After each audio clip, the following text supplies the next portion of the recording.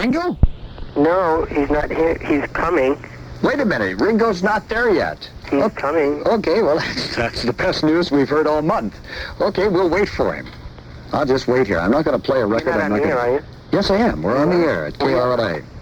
Okay. All right, who's this? This must be somebody with his entourage. This is Okay, with whom am I speaking? Michael Amin. Hi, Michael, how are you? Good, good. I'm just stopping to take the time to smell the roses. Hey, yeah, listen, I have his new single up, and we've got Ringo's new album. We're going to play some things from that, and we're excited to talk to him. It's marvelous of him to take the moment to give us a ring here at KRLA. It really is. He's got a very busy schedule. If I'm not mistaken, back to England. That's right. Returning to London, which is now his base with his new wife, Barbara Bach. Mm-hmm. And he's planning on leaving at what time? Wasn't he supposed to be out of here by now, Michael? Oh, we're on the way. You know, rock and roll. Yes, I do know rock and roll. I know how that works. Oh, good. Here we go. Thank you very much. Ringo Starr, one moment. Thank you. Dave? Hello, Ringo. How are you? Dave. Welcome back to the airwaves. Well, thank you very much. This is marvelous of you to take a moment to chat with me. It really is, Ringo. That's okay. It's our pleasure. You know, the last time I talked to you, I think, was back in 1966, and Paul was a little upset with me because I had given out the addresses. I promised not to give your address out. What addresses? We're moving too fast for them to catch up. That's exactly right. Well, we've asked some of the people who listen to us here at KRLA to send us some questions, and we'd like to pass these along to you. And if you've got about 15 minutes to spend with us... About 5 or 6, because we're trying to dash out to a TV studio. Okay, I'll cut it down. Don't mean to rush you, but, last day, it's madness. I can understand. Well, we've got a couple of them. We'll go right to them. Lee Gilbert of Hollywood wants to know if you have a voiceover agent. Do you do commercials? No. Good. Okay, that answers her question. Do you miss the old Beatle days? Rosemary Lucero of Elysian Valley wanted to know, do you really miss the old days of the Beatles being together? No, I enjoyed the old days, but I don't miss them. We're all past that now. We all got new lives, new records, Stop and Smell the Roses, Rack My Brain. Yeah, well, I'm going to play that in just a second, big guy. Well, just in case you'd forgotten. No, Ringo, I wouldn't do that to you.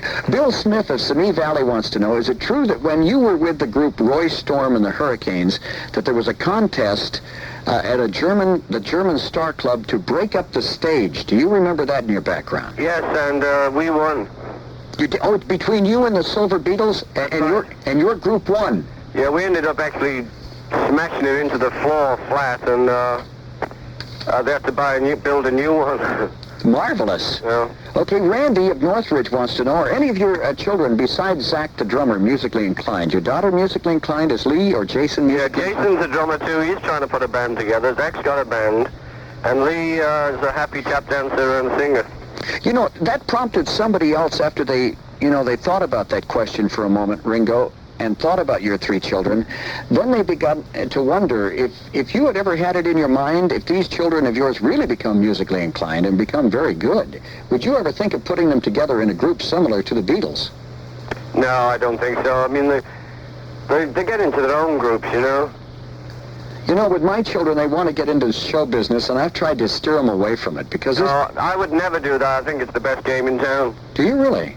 Well, it's good to hear from a man that's been as successful as you. Maria Montoya of Canoga Park. The main thing you have to tell them, especially mine, is that, it worked out really well for Daddy, and you just take your chances, and it can be as big, or it can be, it may not go that well. As long as they're aware going in that, it can go either way. Well, I've received such heartache from this business. We receive a lot of accolades and a lot of wonderful times, too, but there's a lot of heartaches with show business, and yeah. I've tried to keep my children away from it, but you're going to try to steer them towards it. Well, mine are into it. I mean, Zach's into a band already. He's playing gigs around England, mm-hmm. And he's 16 years of age, and, I think it's a good life. Okay, now, Larry Sexton of Orange wants to know who was the best man at your wedding, and I'm assuming he means with your current wife, Barbara Bach. Yeah. Who was a guy called Roger Shine. Okay, and the next thing was, people already know, I'm sure, how you met your wife. That was on the movie Cavemen. Right. And she was the star of the movie. She was the one that you dropped. Well, I don't want to tell the end of the movie for those who... That's right. Okay, dropped into the stuff. Now, there was only 15 words in that whole movie.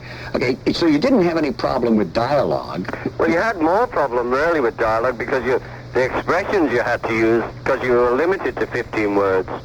You know, you couldn't just get up there and say, hey, here comes a dinosaur, let's go, lads, got your spears, got your lights, let's go and get them. You know, you have to sort of say it within 2 or 3 words, but mainly expression and movement. It was more like a mime, grunting movie.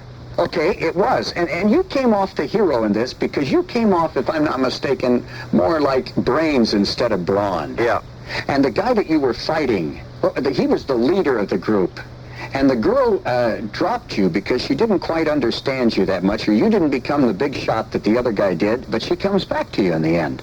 And that's when you drop her. But I don't want to tell anybody who hasn't seen the movie. They have to see it for themselves. But one of the great lines in there was zug zug. Yeah. Now, that meant making love, or that's right, or having sex. Yeah. Okay, now were there any other words? Those are the only ones that I remember out of the whole movie. Zug zug. There was a lunda, which was love. Now wait a minute, what was that again? A lunda. A luna. I don't remember that one. See, I'm still back into zug zug. That one really, that one caught my ear. If you remember the movie, my biggest line was a tukalunda lana, which like 3 words strung together. Yeah, what did that mean? Means I love Lana. Well, that's right, exactly. Exactly. The other word was haraka, which was fire. Haraka, yeah, I remember that one. But the one I really remembered was zug zug. Yes, everybody remembers that. Yes. Okay, then we had several people who wanted to know, I think, Kirk Reed of Carson, and Paul Ortega of Montebello, and Karen Ortega of Orange, along with Maria Montoya of Canoga Park. What was your favorite song out of your new album, the one that you've just made, Stop and Smell? Well, because it's new, I mean, they're all, I love them all still. I think Dead Giveaway is one of my all-time faves. Nice Way. Nice Way. If I were going to tell you that we were going to play a couple of these later, for sure. Great. Well, give a listen to Dead Giveaway. It's well worth it. Okay. Don't forget to play the single. Oh, no. I'm going to do that right now. I still love the single. I mean, I think it's the best track on the album that we could fetch off as a single first time. Okay, now, there was one thing I wanted to ask you myself. In looking at the new single, Rack My Brain, and on the front of the album, you're carrying a stack of roses, and of course that's the symbol of the title of the album, Smell the Roses. Did you notice that when they took your picture for the front of the album, the badge you're wearing in the policeman's uniform is on your right breast, but when you flip it over, it's on your left breast? Well, that's the record business. In other words, there's somebody out there who screwed this one up. Is that it? Well, they flip it over sometimes because it's an album cover. You have to put the title usually in the right-hand corner. Oh, I see. And so the roses were leading up to that. If we'd have kept it the other way around, you would have had roses going off into infinity and then the title. So it just made a better presentation. Okay, there's no gun on the back. There's no gun anywhere. I know, there's no guns in this. Don't forget what week it is. What week is this? It's End Handgun Violence Week. End Handgun Violence. I thought this was Polish Cultural Week. No, it's a thing Harry Nielsen's got very strongly involved in, and I'm supporting him. Okay, well that's good. I see there's no gun here. I think we're all anti-guns. There's been enough of that going on. Ringo, I want to thank you for taking a moment to call. It really is, and because you're ready to hop on a plane and go back to England. When are you going back there for? Okay, well look, Dave, it's been a pleasure. Well, we thank you very much, Ringo. I'm glad to hear you back on. Well, thank you very much. Next time we're in town, we'll really say hello. Will you really do that? Okay. And I'll even buy you a drink. Buy me 2 and you got a deal. Okay, thank you very much. And here's your latest, Ringo Starr, Rack My Brain. Rack My Brain. You got it. Rack my brain.